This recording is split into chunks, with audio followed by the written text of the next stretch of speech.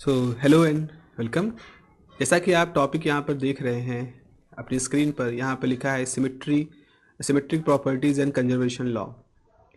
Lagrangian mechanics में जब लोगों ने बात करनी शुरू की है तो मैंने आपको एक चीज़ इससे पहले बताई है। इसमें हमने बात की थी साइक्लिक कोऑर्डिनेट के बारे में। ये आपका मतलब साइक्लिक कोऑर्डिनेट का क्या मतलब होता है, या मतलब जो भी मानेंगे जानेंगे तो है ही, उसके साथ हमें ये जाने हमको ये भी समझ में आएगा कि इससे हम क्या इम्पॉर्टेंट कंक्लूजन निकाल पाते हैं। हमने अगर कोई कोऑर्डिनेट साइक्लिक है देख लिया तो हमने उससे क्या इम्पॉर्टेंट रिजल्ट है जो जानकारी अपनी देख ली, जो कि नॉर्मली क्लासिकल मैकेनिक्स में, न्यूटोनियन की मैकेनिक्स में थोड़ा डिफिकल्टी के साथ मिलती है। जैसे अगर आपने एक लेग्रांजियन लिया, फॉर एग्जांपल हम एक लेग्रांजियन लिखते हैं जैसे half M R dot square R square theta dot square minus V function of R. ये जो लेग्रांजियन है ये एक सेंट्रल फोर्स फील्ड का लेग्रांजियन है। मतलब एक ऑब्जेक्ट, कोई से प्लैनेट है, सूर्य के चारों तरफ घूम रहा होता है, जिसका पोटेंशियल आपको ये दिया गया है और काइनेटिक एनर्जी ये पूरा एक्सप्रेशन है, तो ये उसका लेग्रांजियन हो जाएगा। इस लेग्रांजियन में हम साइक्लिक कोऑर्डिनेट को ढूंढना चाहेंगे तो हमारे लिए साइक्लिक कोऑर्डिनेट का मतलब, अगर हम सिर्फ एक टेक्निकलिटी के रूप में देखें, तो वो कोऑर्डिनेट जो खुद तो ना हो लेकिन उसका वेलोसिटी कंपोनेंट हो। वेलोसिटी कंपोनेंट हम डॉट के साथ दिखाते हैं। जैसे आर डॉट और थीटा डॉट जो है वो आर और थीटा के वेलोसिटी कंपोनेंट, थीटा का वेलोसिटी कंपोनेंट थीटा डॉट है, आर का वेलोसिटी कंपोनेंट आर डॉट है। तो कह क्या रहे हैं कि वो कोऑर्डिनेट खुद ना हो लेकिन उसका वेलोसिटी कंपोनेंट हो। तो देखो यहाँ पर आर है, ठीक है, आर डॉट भी है, यानी आर कोऑर्डिनेट खुद भी है और आर डॉट उसका वेलोसिटी कंपोनेंट भी है। लेकिन थीटा के साथ ऐसा नहीं है। थीटा डॉट तो है यानी वेलोसिटी कंपोनेंट तो है, पर थीटा यहाँ पर आपको पूरे फॉर्मूले में कहीं दिखाई नहीं पड़ रहा है। इसका मतलब है कि इस पूरे लेग्रांजियन में थीटा जो है वो कैसा कोऑर्डिनेट है? थीटा हमारा साइक्लिक कोऑर्डिनेट है या इग्नोरेबल कोऑर्डिनेट है।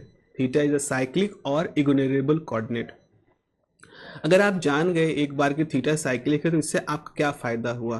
तो एक और थ्योरम है, एक और रिजल्ट वो बताता है कि अगर लेग्रांजियन है उसको हमने जो साइक्लिक कोऑर्डिनेट के करस्पॉन्डिंग जो वेलोसिटी कंपोनेंट है उसके साथ अगर डिफ्रेंशिएट किया तो हमारे पास एक मोमेंटम निकल के आएगा। चूंकि थीटा के साथ करें तो पी थीटा निकल के आएगा, और ये पी थीटा जो होगा इसको नाम दिया जाता है जनरलाइज्ड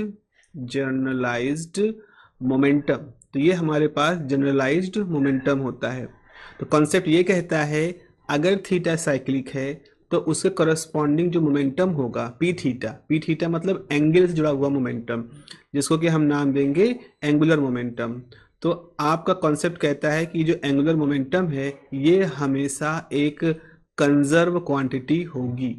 तो सब कुछ जोड़ो, एक पूरी चेन को जोड़ो, तो अगर कोई कोऑर्डिनेट साइक्लिक है तो उसको बिलोंग करता हुआ जो मोमेंटम होगा वो एक कांस्टेंट ऑफ मोशन होगा या एक कंजर्व क्वांटिटी होगी। तो कुल मिला के हम यहाँ से कंक्लूजन ये निकालते हैं कि सेंट्रल फोर्स फील्ड में, चूंकि सेंट्रल फोर्स के लिए ही लेग्रांजे निकाला गया है, तो हम ये निकालेंगे सेंट्रल फोर्स फील्ड में आपका जो एंगुलर मोमेंटम होता है, हम एम लिख रहे हैं, वो क्या होता है? वो कांस्टेंट होता है। और ये बिल्कुल सही बात है।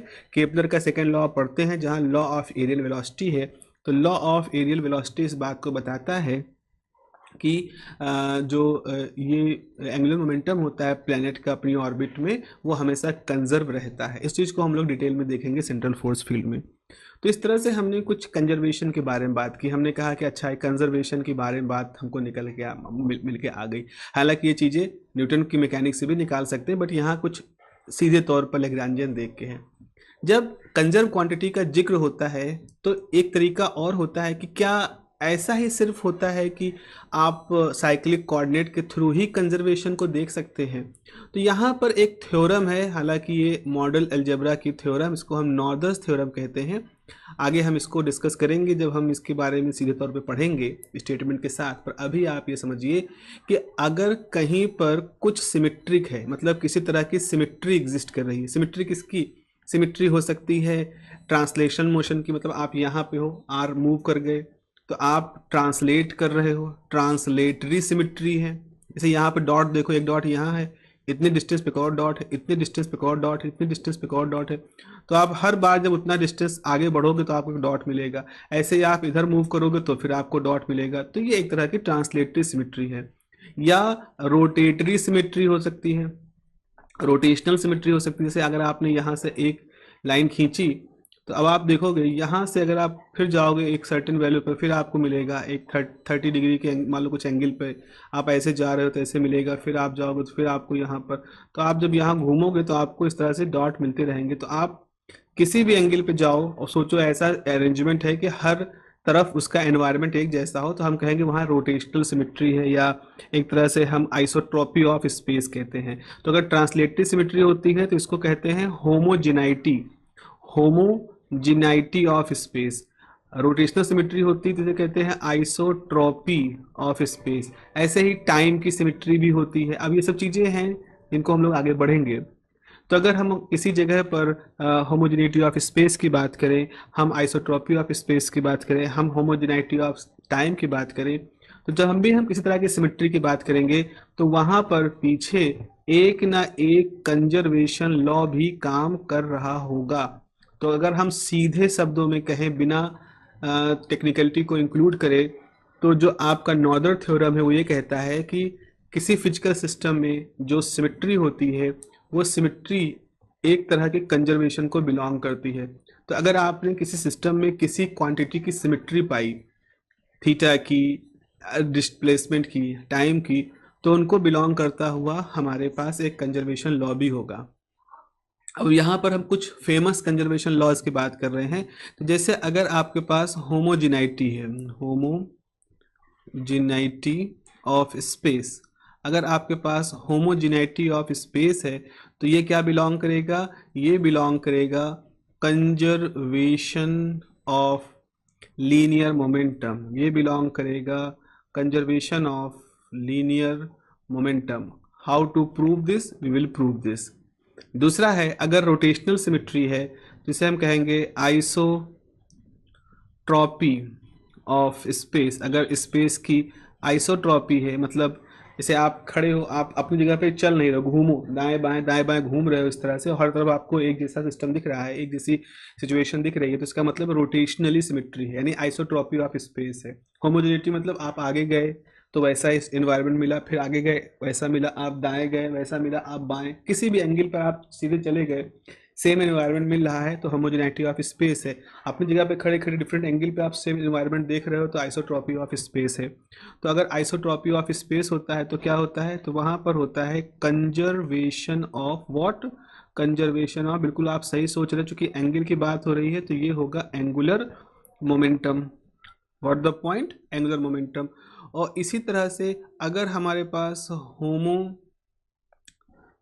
ऑफ टाइम आ रहा है, अगर हम टाइम की होमोजेनिटी बात करें तो ये बहुत ही फेमस हमारे पास लॉ यहाँ पे आएगा, conservation of energy. This is very surprise. Now how to understand the homogeneity of time and how this is related with the conservation of energy. आप सब ने पढ़ा है law of conservation of energy, energy conserve होती है, energy can neither be created not destroyed. तो इसका मतलब क्या हुआ वो हम लोग भी यहाँ पर देखेंगे। तो नॉर्दर की थ्योरम हमें इस तरह के मूलभूत सवालों के जवाब हमारे सामने रखती है, इसीलिए नॉर्दर थ्योरम एक बहुत ही महत्वपूर्ण थ्योरम हमारे सामने बन करके आती है। ठीक है, तो अब हम बारी बारी से अपने इस लेक्चर में कम से कम इनमें से लीनियर मोमेंटम और की कंजर्वेशन को हम लोग यहाँ पर समझेंगे। तो जल्दी से हम कुछ बातें यहाँ पर लिख लेते हैं। जैसे कि अगर हम पहली बार शुरुआत करें, अपनी शुरुआत हम करते हैं होमोजेनिटी, होमोजीनियस स्पेस से। ठीक है, होमोजीनियस स्पेस है, तो अगर आपका स्पेस होमोजीनियस है, ओके, तो ऐसी स्थिति में क्या होगा, तो इसका मतलब है कि close system does not change bye arbitrary displacement. तो इसका मतलब ये होगा कि the system does not change bye, system does not changed by any arbitrary displacement by arbitrary displacement of origin of frame of reference. Origin of frame of reference. The system does not change by any arbitrary displacement of origin of frame of reference. So state of motion of system at any point in space is equivalent to any other point of the space. तो आप चाहे यहाँ से शुरुआत करो space की तो भी इक्वेशन ऑफ मोशन वैसा होगा, चाहे आप यहाँ से शुरुआत करो इक्वेशन ऑफ मोशन एक जैसा होगा। तो इसको आप कैसे लिखोगे, जस्ट अ मिनट, इसको आप ऐसे लिखोगे कि state of motion of system, state of motion of system at any point in space, at any point in space is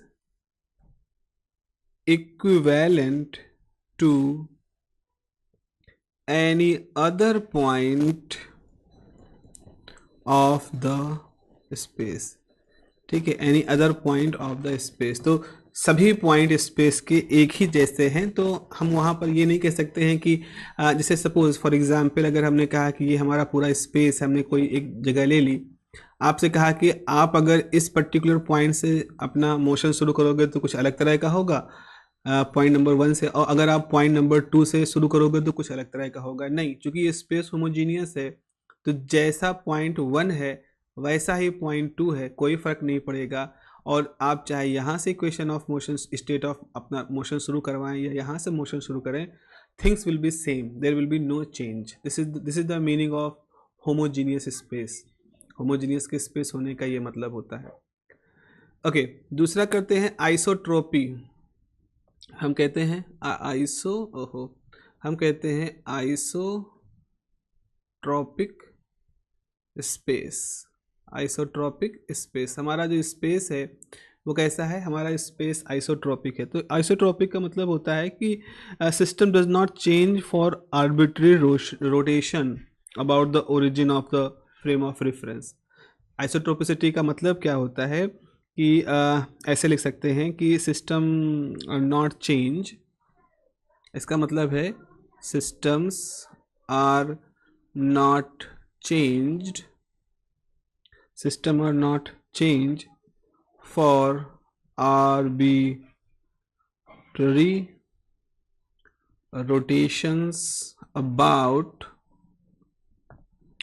the origin of the frame of reference. तो all directions are मतलब so all the directions are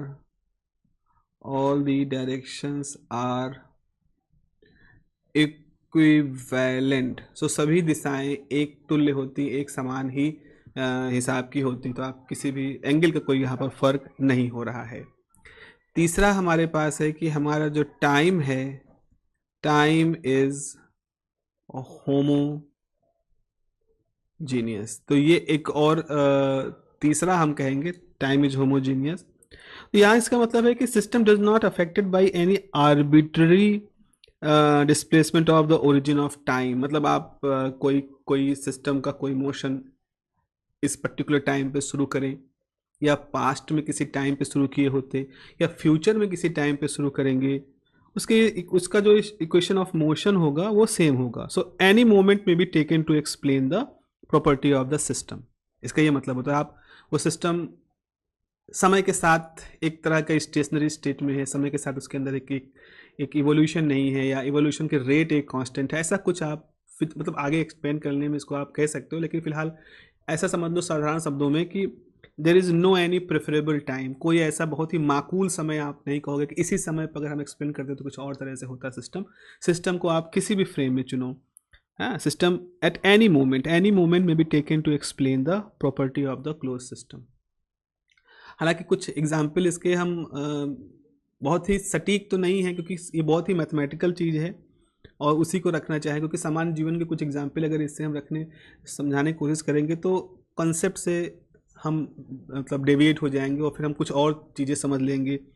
हम हो सकता है समाज शास्त्र को समझ जाएं, हम हो सकता है साइकोलॉजी को समझ जाएं, बट फिजिक्स वहाँ पर मिस हो जाएगी। इसीलिए I am not going to detail trying to explain this thing by any other general example because that will be erroneous. I will love to explain this thing with the mathematics because that is the most reliable tool to explain this crucial topic. Okay, इसका मतलब क्या है? Time in homogeneous का मतलब है कि इसको हम ऐसे कहें, इसका मतलब है कि द फिजिकल प्रॉपर्टी, इसका मतलब है physical property of any close system, जो इंटरेक्ट नहीं कर रहा है, of any close system does not affected मतलब प्रभावित होता है, does not affected by N arbitrary displacement of origin, arbitrary displacement of origin of time, so मतलब so any moment may be taken, कोई भी क्षण, may be any moment may be taken to explain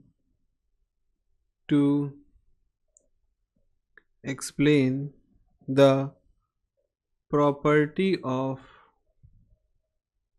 closed system, तो हम so any moment may be taken to explain the property of closed system, कोई भी हम system ले सकते हैं। तो अब होता क्या है कि इसे अगर आप रोटेशनल मोशन लो, ट्रांसलेशनल मोशन लो, टाइम ट्रांसलेशन लो, तो हम पाते हैं कि जो होमोजेनिटी ऑफ स्पेस है, टाइम है, इनको हम एक्सप्लेन कर ले जाते हैं। और जो रोटेशन होता है, ट्रांसलेशन होता है, इन सबको हम सिमेट्री ऑपरेशंस कहते हैं, ठीक है। और कोई भी जो है क्लोज सिस्टम इसे समझाया जा सकता है। तो हम लैग्रांजियन की स्टडी करते हैं और हम पाएंगे कि जब हम इस तरह के सिमेट्री ऑपरेशंस करते हैं, सिमेट्री ऑपरेशन का मतलब है रोटेशन करना, ट्रांसलेशन करना, ये सब, तो उसका जो लैग्रांजियन होता है वो चेंज नहीं होता है। तो अब कैसे हम ये दिखाएं आपको कि कैसे इससे हम एक कंजर्वेशन लॉ एक्सप्लेन कर ले जाते हैं, that is the mathematical portion.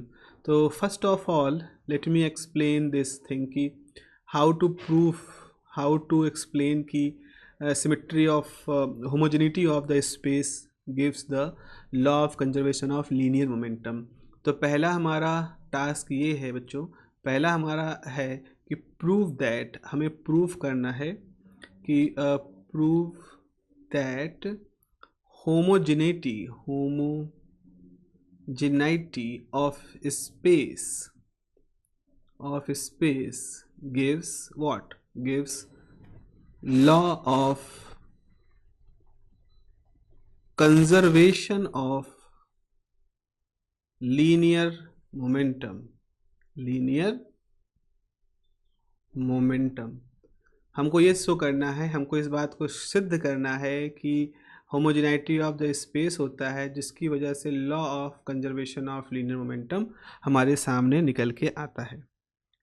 तो अगर क्या होगा, अब देखो यहाँ पर हम ये कह सकते हैं, आप कह रहे हो कि उसमें स्पेस के साथ, स्पेस में आप कोई भी आर ले लो, जैसे मान लो आप इस पॉइंट से शुरू करते हो या इस पॉइंट शुरू करते हो या इस पॉइंट शुरू करते हो, आपने जो रेफरेंस लिया है ओ लिया है, तो ओ से आप आर पे हो, चाहे ओ से आप R1 पे हो, चाहे ओ से आप R2 पे हो, कहीं से भी हो, तो आपका इक्वेशन ऑफ मोशन यानी जो डायनेमिक्स होगी ऑब्जेक्ट की, उस पर कोई फर्क नहीं पड़ेगा, आप कहीं से भी शुरुआत कर सकते हो। तो यानी कि जो लैग्रांजियन होगा उसमें आर का जब कोई रोल ही नहीं है तो आर आएगा ही नहीं, आर लैग्रांजियन में से नहीं रहेगा, क्योंकि आर के चेंज होने कोई फर्क नहीं पड़ना है। तो हम ये कहेंगे कि लैग्रांजियन जो होगा वो चेंज नहीं होगा आर्बिट्ररी ट्रांसलेशन में। तो यहाँ आप लिखोगे कि in homogeneous space condition, in homogeneous space condition the Lagrangian does not change does not change by any arbitrary displacement. तो इसका मतलब है L is not function of R आई। मान लो किसी ith पार्टिकल के लिए डिस्प्लेसमेंट की बात करें तो वो R का फंक्शन नहीं होगा, यानी कि अगर आप डेल को आर आई के रिस्पेक्ट डिफ्रेंशिएट करोगे तो वो आपको जीरो देगा, because there is no R in the Lagrangian. अब आप लिखोगे Lagrangian equation of motion by Lagrangian equation of motion क्या होता है, डी बाई डी टी, है ना, D by D T of what, del L by del R dot minus del L by del R I zero. चूँकि भैया ये तो zero है, अगर ये जीरो है तो आपके पास आ जाएगा del L by del I dot D by D T, ये कितना हो जाएगा, ये आपका जीरो हो जाएगा।